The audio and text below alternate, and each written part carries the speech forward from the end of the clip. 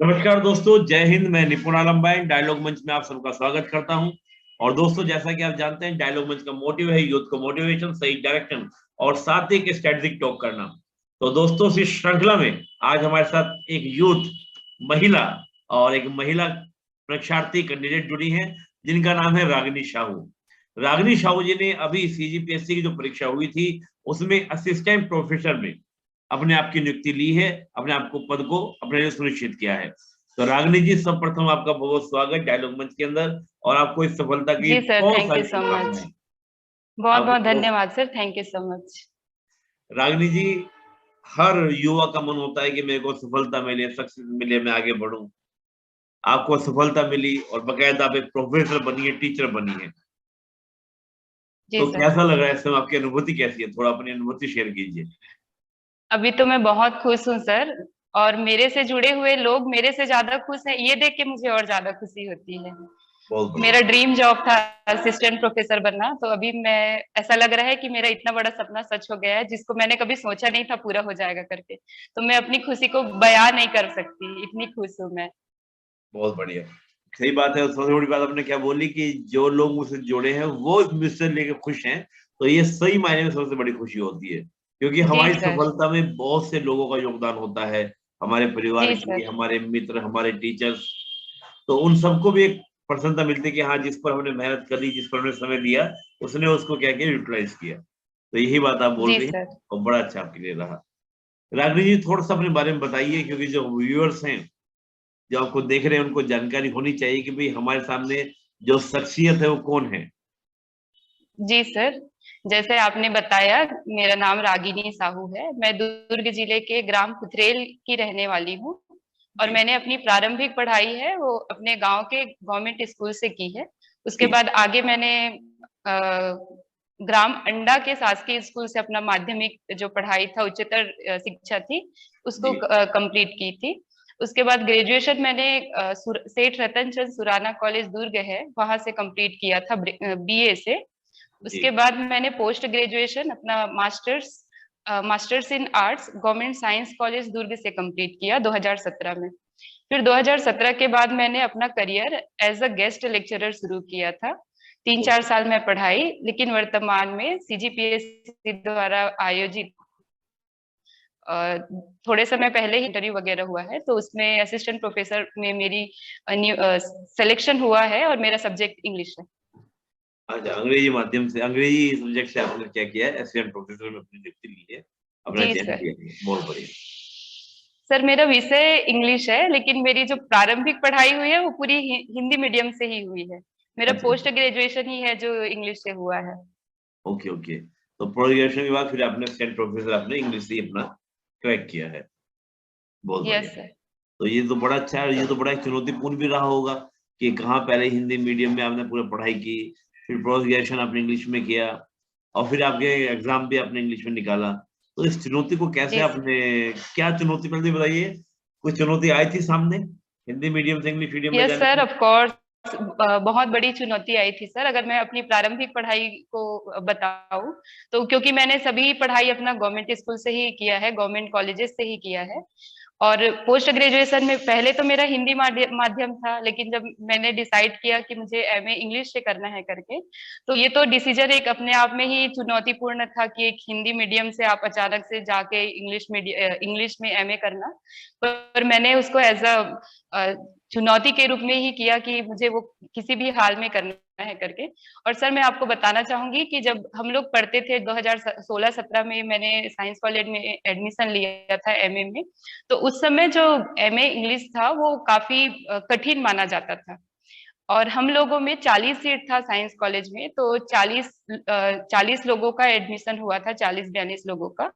उसके बाद जब हम लोगों का पढ़ाई शुरू हुआ तो बहुत सारे लोग ऐसे ही छोड़ दिए, अपना कंप्लीट नहीं किए।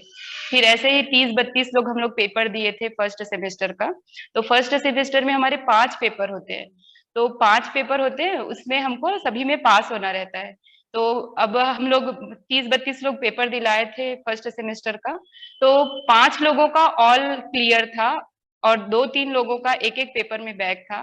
बाकी जितने लोग थे उनका पूरा ऑल बैक था। और मैं उन 5 लोगों में से थी जिन्होंने ये ऑल क्लियर किया था। तो दिक्कत बहुत आई थी शुरू में, क्योंकि हिंदी में हम पढ़े रहते हैं, फिर अचानक से इंग्लिश पढ़ते हैं तो डिफिकल्टी आता है। तो मैं क्या करती थी, मुझे सेंटेंस समझ नहीं आते थे, इंग्लिश के बड़े बड़े रहते थे, वर्ड्स समझ नहीं आते थे, तो मैं डिक्शनरी लेके पेंसिल से उसका मीनिंग लिखती थी और याद करती थी उसका आंसर। बहुत पढ़ाई किया मैंने अपना एमए कंप्लीट करने के लिए। उसके बाद आया फर्स्ट सेमेस्टर, फिर हमारे कॉलेज के टीचर्स बहुत सपोर्टिव हैं। साइंस कॉलेज दुर्ग के जो प्रोफेसर्स हैं इंग्लिश डिपार्टमेंट का, वो काफी सपोर्ट करते हैं, तो उन्होंने बहुत सपोर्ट किया। तो ऐसे करके मैंने अपना एमए कंप्लीट किया। तो इस तरह से था सर कि शुरू से कठिनाइयां बहुत आई, लेकिन मैंने चुनौती के रूप में उसको मेहनत करके पार किया है सब। बहुत बढ़िया। यानी कि आपने डिक्शनरी को लेकर ये कोई वर्ड अगर समझ में नहीं आया, उसका मीनिंग समझ में, उसको आपसे लिखा, तो ये बहुत पूरा जी आपने सर। वोकैबुलरी अपनी तैयार की होगी, पूरी वोकैब तैयार की जी होगी, सर, जी पूरे सर, ऐसे डायरी ही बनती किया था। होगी, है ना? उसके बाद फर्स्ट सेमेस्टर में तो बहुत हेल्प की जरूरत पड़ती थी, डिक्शनरी वगैरह की। लेकिन आप उसी उसी को पढ़ते जाते हो, मेहनत करते जाते हो, तो एक समय ऐसा आता है कि शुरू में समझ नहीं आता था, लेकिन फोर्थ सेमेस्टर तक आते आते मुझे इंग्लिश जो बुक होते हैं, गाइड होते हैं, नोट्स वगैरह होते थे, वो समझ आने शुरू हो गए थे। तब तक मुझे किसी डिक्शनरी की आवश्यकता नहीं थी। तो अभ्यास करते करते, मेहनत करते करते वो फिर आ गया मुझे इंग्लिश पढ़ना, समझना, बोलना। अक्सर एक चीज देखी जाती है रागिनी जी, की जो हिंदी माध्यम के जो विद्यार्थी होते हैं, उनके लिए इंग्लिश में जी एक वोकैब की तो समस्या होती होती है, और एक समस्या और भी होती है टेंस को लेकर और साथ में प्रीपोजिशन को लेकर, कि आपका जो टेंसेस हैं, कई बार की विल कहाँ पर लगाएं, चलो ये तो एक तो नॉर्मल हो जाता है भाई, विल फ्यूचर में लगना है, लेकिन उसमें भी काफी कंफ्यूजन रहता है। तो ऐसा कंफ्यूजन आपके साथ भी था प्रिपरेशन वगैरह को लेकर, टू कहाँ लगेगा, द कहाँ लगेगा, फ्रॉम कहाँ, फोर कहाँ, ऑफ कहाँ, ये भी कंफ्यूजन, एक बड़ा कंफ्यूजन हिंदी माध्यम में रहता है, जो देखा गया है। रहता है सर। जी सर, लेकिन मैं बताना चाहती हूँ कि हमारा जो इंग्लिश, जो मेरा पोस्ट ग्रेजुएशन है, वो लैंग्वेज में नहीं है, इंग्लिश लिटरेचर में है। और जैसा आपने बोला, वो आता है प्रीपोजिशन का या छोटे छोटे और जो इंग्लिश के रहते हैं उसका। लेकिन अगर आप अब पढ़ते जाते हो, जैसे आप बुक उठा के पढ़ रहे हैं, तो आपको समझ आ जाता है कि किस सेंटेंस में क्या लगेगा करके। तो जी। पढ़ने से ही हुआ सर वो दूर कंफ्यूजन। अच्छा, यानी कि उसका कोई जो है टेक्निक नहीं है, बस आप पढ़ते रहिए, अभ्यास करते रहिए, तो जैसे जैसे पढ़ते हाँ जी जाएंगे सर। तो वो चीजें अपने आप ही दूर होती चली जाएगी, समस्या दूर होती चली जाएगी। बहुत बढ़िया।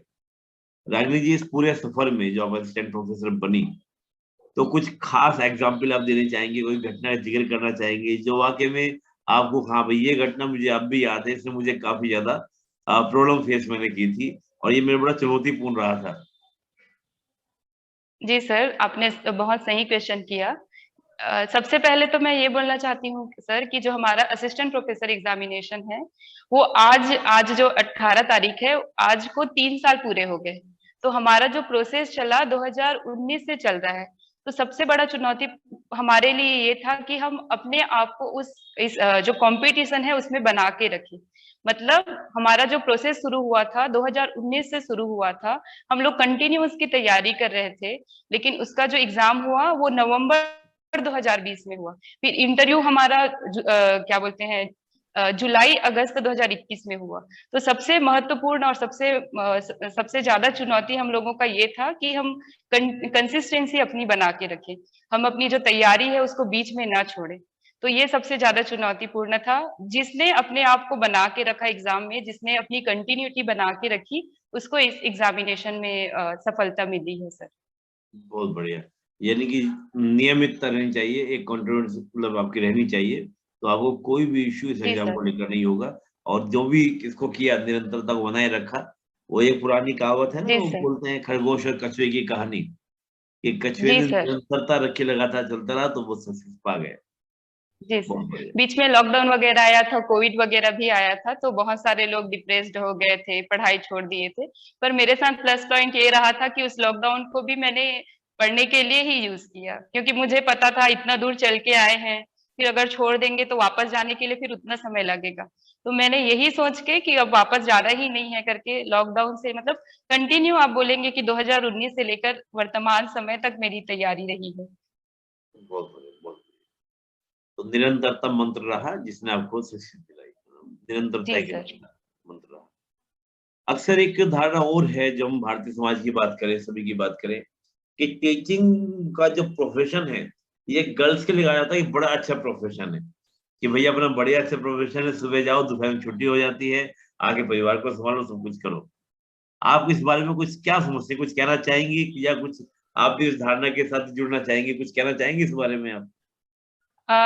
मैं ये कहना चाहती हूँ सर कि अभी अगर आप सोच रहे हैं कि जैसे पहले लोग सोचते थे कि आगे दोपहर तक काम करके चले जाओ करके, तो अभी टीचिंग जॉब बहुत चुनौतीपूर्ण हो गया है। हमको सुबह से लेके शाम तक हमारे प्रोफेसर्स काम करते रहते हैं। और दूसरा बहुत सारा ये है अट्रैक्शन का, लोग यहाँ की जो सैलरी पैकेज है वो बहुत अच्छी है एक असिस्टेंट प्रोफेसर को लेके। तो सिर्फ गर्ल्स ही नहीं, आजकल लड़के जो बॉयज हैं उन लोग भी इस जॉब के लिए अट्रैक्ट हो रहे हैं। तो ये मान्यता तो है, लेकिन कहीं ना कहीं ये है कि चुनौतियां हैं किसी भी जॉब में। ऐसे नहीं है सर कि आप थोड़े समय काम करें उसके बाद खत्म हो गया, क्योंकि ये क्लास 2 पोस्ट है तो आपको 24/7 अपने आप को देना पड़ता है। लेकिन दूसरे जॉब के मुकाबले है ये टीचिंग जॉब में थोड़ा सा आपको रिलैक्सेशन मिलता है। आपको जो है उतना मेहनत नहीं करना पड़ता अच्छा, आप मानते हैं कि इतना लेबोरियस नहीं है? है सर। लेकिन अब क्योंकि वो पर्टिकुलर इंडिविजुअल पे डिपेंड करता है कि वो कैसे लेता है। जैसे हम लोग इन टीचिंग को एंजॉय करते हैं तो हमको नहीं लगता ये इतना लेबोरियस है करके। जी जी, हाँ, ये बात भी सही है कि अगर हम इसको एंजॉय करते हैं तो वो आपको ज्यादा जटिल नहीं लगेगा, वो इजी आपको लगेगा। बहुत बढ़िया। Yes sir. चलिए, मैं एक सभी से मैं एक प्रश्न जरूर करता हूँ, क्योंकि मेरा हमेशा मानना रहा है कि पर्दे पर हम जिसकी सक्सेस को देखते हैं वो तुमको दिखाई देता है, लेकिन पर्दे के पीछे बहुत से लोग होते हैं जो उस सफलता का, उनका भी योगदान होता है। तो रागिनी जी की अगर जी हम बात सर। करें तो रागिनी साहू जी के जीवन में कोई है ऐसे जिनका नाम लेना चाहें डायलॉग मंच पर, कि हाँ भाई उनका मैं नाम जरूर लेना चाहूंगी? जी सर, मेरे मेरे भी सक्सेस में बहुत सारे लोग हैं जिनका मैं नाम लेना चाहती हूँ। जी सबसे पहले तो मैं, मेरा छोटा भाई है सर, जो अभी पीएससी की तैयारी कर रहा है। तो उसने मेरे तैयारी में बहुत मतलब उसने बहुत मदद किया। हम लोगों का 2 पेपर होता है, एक छत्तीसगढ़ पेपर होता है जिसमें जो सिविल सर्विसेज की तैयारी करते हैं तो उनका जो जी। सिलेबस है वही वाला छत्तीसगढ़ पेपर हम लोगों का भी रहता है। और ओके। दूसरा हमारे सब्जेक्ट का रहता है। तो मेरे भाई ने फर्स्ट पेपर की तैयारी मुझे बहुत अच्छे से कराई थी, जिसका मुझे बहुत फायदा मिला। मैं उसका नाम लेना चाहूंगी। डेफिनेटली मैं अपने माता पिता का नाम लेना चाहती हूँ, क्योंकि इन 3 सालों में सिर्फ मैंने ही मेहनत नहीं किया, मैंने ही सेक्रीफाइस नहीं किए, उन्होंने भी बहुत सारे किए हैं। मेरे माता पिता के साथ मेरी फैमिली है जो मुझे मेरे पेरेंट्स के जैसे ही प्यार करती है, सपोर्ट करती है, जिनमें मेरे बड़े पापा है 2, वो हैं, मेरे फूफा जी हैं। और सबसे इम्पोर्टेंट रोल मेरे साइंस कॉलेज के प्रोफेसर्स का है। मैं यहीं पढ़ी हूँ और यहीं पढ़ा भी रही हूँ। तो उन्होंने मुझे काफी सपोर्ट किया, काफी मतलब उन लोगों ने मुझे सजेशन दिए, काफी गाइड किया। तो इतने सारे लोग हैं सर। मेरे फ्रेंड्स भी हैं, मेरे फ्रेंड्स बहुत अच्छे हैं। इंटरव्यू का टाइम आया तो उन्होंने मुझे काफी समझाया था, तैयारी में हेल्प किया था। बहुत बढ़िया। यानी कि आपके छोटे भाई, और देखिए बड़ा अच्छी बात है, छोटे भाई ने आपको मदद की। तो ये जी एक सर। कई बार होता है ना, ईगो क्लैश करना, मैं बड़ी हूँ छोटा है, ये आपके अंदर नहीं है। कहते हैं ना कि सीखने को जहां से मिले सीखना चाहिए। तो छोटा बड़ा नहीं जी होता, तो सर। इसके लिए आप भी कहते हैं ना कि आप भी इसके लिए बड़ी पात्र हैं कि आपने ऐसा किया। तो आप भी बधाई के पात्र हैं, और आप एकदम। तो सबसे पहले डायलॉग मंच की ओर से मैं आपके छोटे भाई को कहूंगा कि उनका भी सफल हो और उनको सफलता मिले, हमारी जी बहुत बहुत सर। शुभकामनाएं। तो हमारी ओर से थैंक यू बहुत सर। जल्दी हमें उनका भी इंटरव्यू लेने का मौका मिले डायलॉग मंच पर। जी सर, ऑफ कोर्स। बाकी सभी आपके टीचर्स को और आपके माता पिता को हमारा नमन। रागिनी जी, हमेशा हम लोग भारतीय समाज में बात करते हैं तो महिलाओं को लेकर कई बार देखा जाता है कि अगर कोई लड़का मान लीजिए सक्सेस नहीं हुआ, तुम दोबारा फिर कर लो, दोबारा भी नहीं हुआ दोबारा फिर कर लो, खूब मौके मिलते हैं। लेकिन गर्ल्स को क्या होता है, बस आखिरी मौका है। ये अक्सर मुझे गर्ल्स बोलते हैं कि सर पापा मम्मी ने कहा है कि एक बेड़ा 1 साल है, कर गई तो ठीक है, नहीं तो तुम्हारी शादी कर देंगे। ये अक्सर लड़कियों के साथ में इस तरह का इश्यू रहता है। तो क्या आपके जी साथ सर। में ऐसा कुछ इश्यू था? अगर नहीं था तो अच्छी बात, अगर था तो आपने कैसे इसको हैंडल किया? सर अगर मैं ये बोलूंगी कि ये इशू मेरे साथ नहीं था करके तो ये बहुत गलत होगा, क्योंकि मैं आपको बताना चाहती हूँ कि जैसे कई लोग बोलते हैं कि मेरा बचपन से सपना था कलेक्टर बनने का, डिप्टी कलेक्टर बनने का, लेकिन ऐसा मेरा कोई सपना नहीं था कि मैं असिस्टेंट प्रोफेसर बनूंगी या कोई गवर्नमेंट जॉब करूंगी करके। क्योंकि हमारी सोसाइटी, हमारे जो आसपास से जुड़े लोग रहते हैं, वो लड़कियों को यही सिखाते हैं कि आगे आपको शादी करना है, सेटल होना है। ये जो इंडिपेंडेंट होने का बात रहता है वो सेकेंडरी हो जाता है, कहीं ये बात करते ही नहीं है। जो लोग रहते हैं आपकी पढ़ाई और जॉब को लेके चिंतित नहीं रहते, आपके शादी को लेके चिंतित रहते हैं। तो मेरे लिए भी ये था सर, ग्रेजुएशन पोस्ट ग्रेजुएशन के बाद से मेरे लिए रिश्ते आ रहे थे, लेकिन ये जो सीरीज था वो स्टॉप कब हुआ, जब मैंने रिजल्ट देना शुरू किया, जब मेरा सेट क्वालिफाई हुआ, जब मेरा रिटर्न क्लियर हो गया, तो मेरे पेरेंट्स अब जानने लगे कि मेरी बच्ची पढ़ रही है, हार्ड वर्क कर रही है, तो इसको टाइम देना चाहिए करके। तो अभी अभी के डेट में ऐसा है कि सब लोग मेरे क्या बोलते हैं, पोस्टिंग का वेट कर रहे हैं, और जी। अभी शादी जैसी बात अभी दूर हो गई है। तो अच्छा ये अच्छा। बात सभी लड़कियां फेस करती हैं, शादी वाला आखिरी प्रयास जैसे बोल रहे हैं, सभी पेरेंट्स बोलते हैं, लेकिन गांव में ये बहुत रहता है।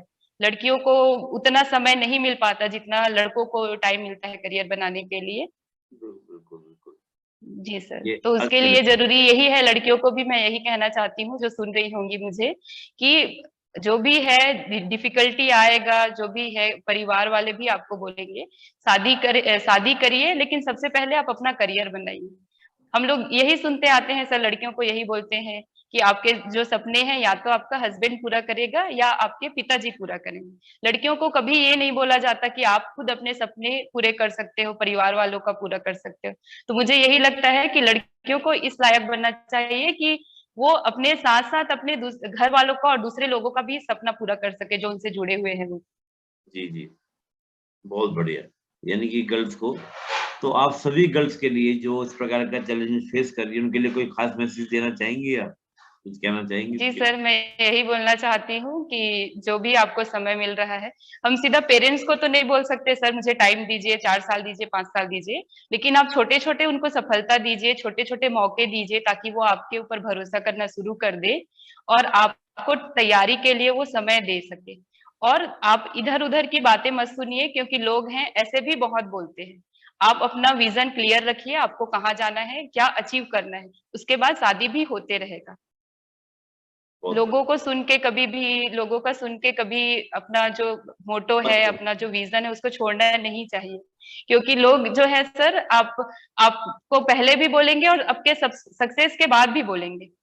तो उनका काम बस बोलना रहता है, जिस चीज को लेके आपको क्रिटिसाइज करते हैं, बाद में वही चीजें आपके तारीफ में बदल जाती हैं। जैसे मैं बात करूं, तो अभी से 2-3 साल पहले, क्योंकि मैं 2017 में पढ़ के निकली हूँ अपना पोस्ट ग्रेजुएशन, तो मेरे स्कूल में, मेरे कॉलेज में जितनी लड़कियां थी उनका सबका शादी हो गया है। तो उनके पेरेंट्स ना मुझे 2-3 साल पहले देख के यही बोलते थे, अभी तक तुम्हारी शादी नहीं हुई, अभी तक तुम्हारी शादी नहीं हुई, मेरी बेटी का शादी हो गया, बच्चे आ गए, ऐसा करके। और अभी के डेट में जब मेरा रिजल्ट आया, तो उन लोग ये बोलते हैं कि अच्छा हुआ तुमने शादी नहीं किया, तुमने इतना पढ़ाई किया, हम लोग अपनी बेटी को वो पढ़ा नहीं पाए, जल्दी शादी कर दिए करके। तो हम्म, लोग बोलते ही रहते हैं, लेकिन आपके सक्सेस के बाद उनका जो व्यूज रहता है, उनके जो बोलने के तरीके रहते हैं, वो बदल जाते हैं। बदल जाए। बिल्कुल, यानी कि परिवर्तन हो जाता है, पूरा एटीट्यूड परिवर्तन होता है, अरे उनका जी देखने सर। का नज़रिया, सोचने नज़रिया के प्रति पूरा चेंज हो जाता है। बशर्ते जी आपका सर। अपने ऊपर दृढ़ विश्वास होना चाहिए। बहुत बढ़िया। जी सर, बिल्कुल। जो अभ्यर्थी, जो भी स्टूडेंट जो सोचते हैं कि हमको इंग्लिश में असिस्टेंट प्रोफेसर बनना है, उनके लिए आप कुछ एडवाइस देना चाहेंगे, कुछ सजेशन देना चाहेंगे, कुछ बुक्स वगैरह लेना चाहें, या उनको कैसे पढ़ना चाहिए, क्या चीज़ फोकस करना चाहिए, कुछ आप उनके बारे में कहना चाहें तो आप?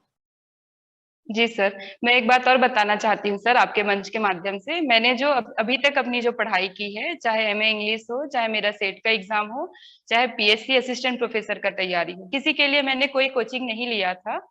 तो ओके। मैं यही बच्चों जी सर, यही बच्चों को बोलना चाहती हूँ कि आप ये मत सोचिए कि आप कोचिंग नहीं ले पा रहे हैं या हाई फाई इंस्टीट्यूट में नहीं पढ़ रहे हैं। ऐसा सोच के आप अपने आप को पीछे मत सोचिए, क्योंकि मैंने भी बिना कोचिंग के पढ़ाई किया, तभी मेरी पढ़ाई गवर्नमेंट स्कूल और कॉलेजेस में हुआ है। तो आप अपना विजन रखिए, और तैयारी के लिए मैं यही बोलना चाहती हूँ सर कि हार्ड वर्क का कोई भी सब्स्टिट्यूट नहीं होता। आप हार्ड वर्क करिए, स्मार्ट वर्क करिए, और अपना कंसिस्टेंसी बनाए रखिए, क्योंकि एक असिस्टेंट प्रोफेसर का पोस्ट है वो 3-4 साल बाद आता है। तब तक आप अपने सेट का तैयारी करिए, पोस्ट ग्रेजुएशन आपका जो सब्जेक्ट है उसको मजबूत करिए, फिर आप अपने जो भी आपका सब्जेक्ट है उसको लेके आप असिस्टेंट प्रोफेसर बन सकते हैं। ओके। तो आप, जी सर, मैं लोगों को यही बोलना चाहती हूँ कि ये मत सोचिए, मतलब कोचिंग के पीछे मत भागिए, आप हार्ड वर्क करिए, सेल्फ स्टडीज करिए, बाकी आप जो बनना चाहते हैं बन जाएंगे। बहुत बढ़िया। यानी कि बस हार्ड वर्क कीजिए और अच्छे से लगे रहिए, तो कोई भी चीज मुश्किल नहीं है, वो आपको मिल जाएगी। जी सर। जी सर। रागिनी जी, आपका जो हम लोग कहते हैं ना कि एक भाई चलो असिस्टेंट प्रोफेसर बन गए, अब करियर में हम लोग सेटल हो गए, हम संतुष्ट हो गए, तो रागिनी क्या अब अपने करियर से सेटिस्फाइड है या अभी आगे कुछ और भी सोच रही हैं? जी सर, अभी मैं अपने पोस्ट से बहुत खुश हूँ पर सेटिस्फाइड नहीं हूँ। अभी आगे मुझे लगता है कि आगे मुझे पीएचडी करना है, कुछ सेमिनार पेपर्स लिखने हैं। अभी मेरी नियुक्ति कॉलेज में हुई है, मैं चाहती हूँ कि आगे जो और यूनिवर्सिटीज हैं सेंट्रल लेवल के, वहां पे ट्राई करूँ। तो मैं अपना फील्ड नहीं चेंज करना चाहती हूँ, असिस्टेंट प्रोफेसर ही रहना चाहती हूँ, प्रोफेसर बनना चाहती हूँ, पर अपनी जगह को चेंज करना चाहती हूँ। अभी मेरा नियुक्ति एक गवर्नमेंट कॉलेज में होगा, आगे कुछ समय बाद मेहनत करके पीएचडी करने के बाद मैं जो यूनिवर्सिटीज हैं, सेंट्रल यूनिवर्सिटीज हैं, वहां पे ट्राई करना चाहूंगी सर। बहुत बढ़िया। यानी कि अभी सफर पूरा नहीं हुआ है, सफर अभी आगे बाकी है, चलते रहना है। जी सर। जी तो सर। रागिनी, आपका उज्जवल भविष्य हो और आपको बहुत बहुत शुभकामनाएं। आपने जो जो अपने लिए सोचा है, तय किया है, वो सब आपको मिले, तो हमारी ओर से आपको बहुत जी बहुत सर। शुभकामनाएं। कुछ और आपके मन थैंक यू में आ सो रहा मच हो, सर। डायलॉग मुझ पे कहने का मन हो आपका, तो आप कह सकते हैं, रख सकते हैं अपनी बात को।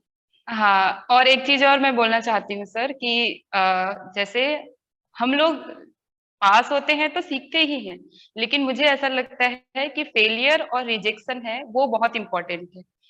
हम फेलियर और रिजेक्शन से ही सीख के आगे बढ़ते हैं। तो कई बार ऐसा होता है कि लोग एक बार फेल हो जाते हैं, एक अटेम्प्ट सही नहीं हो पाता तो लोग डिप्रेस्ड हो जाते हैं। तो ऐसा नहीं होना चाहिए, क्योंकि मैं आज यहाँ पे हूँ तो अपने फेलियर और रिजेक्शन के कारण हूँ। तो मुझे ऐसा लगता है कि मैं आने वाले जो बच्चे हैं, जैसे मैं कॉलेज में भी बच्चों को यही बोलती हूँ कि अगर आप फेल हो रहे हैं तो ठीक है, फेल होइए, लेकिन उससे कुछ सीखिए। आप क्यों फेल हुए, आपने कहाँ गलती की, उसको सुधारिए। फिर आप जिस जगह पे फेल हुए हैं, आपको कुछ समय बाद उससे और अच्छा जगह मिलेगा। तो फेलियर से नहीं घबराना चाहिए, उसको एक्सेप्ट करना चाहिए। बहुत मैं बढ़िया। बच्चों को यही बोलना चाहती हूँ सर कि जो भी फेलियर आ रहा है उसको एक्सेप्ट कीजिए, आगे बढ़िए, हार्ड वर्क करिए। आप जो चाहते हैं वो बन सकते हैं इसके बाद। बहुत बढ़िया। यानी कि हार्ड वर्क कीजिए, कोई बस सिंपल सा मंत्र यही है कि हार्ड वर्क ही हर समस्या का क्या समाधान है और हर सफलता की कुंजी है। उस पर आप लगे रहिए, आपको सफलता जरूर मिलेगी। तो दोस्तों, ये आपने रागिनी जी से बात की, और हम निवेदन करेंगे रागिनी जी से कि आगे भी हमारे साथ कुछ और सेशन रखें, खास तौर से इंग्लिश में, कि इंग्लिश के जो कुछ सिलेबस की हम बात करें, इंग्लिश के कुछ टॉपिक की बात करें। तो आप रागिनी जी के साथ अगर समय मिलेगा तो रागिनी जी हमें समय जरूर दीजिएगा, ताकि जी एस्पिरेंट्स के लिए सर। बहुत लाभकारी हो। और इंग्लिश हिंदी मीडियम के बच्चों के लिए बहुत ही टफ होता है, तो कुछ ऐसा प्रोग्राम भी अगर जी आप सर। दें तो डायलॉग मुझ पर बड़ा अच्छा रहेगा सभी एस्पिरेंट्स के लिए। जी सर। तो रागिनी जी, आपका बहुत बहुत धन्यवाद समय देने के लिए। आपका भविष्य उज्जवल रहे, इसकी बहुत बहुत कामना। बहुत बहुत धन्यवाद। जय Hind. Thank you so much sir, आपको भी बहुत बहुत धन्यवाद। Thank you.